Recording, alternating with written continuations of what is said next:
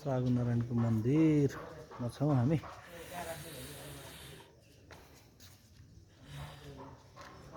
चागुनारायण पुरानो ऐतिहासिक मन्दिर हो।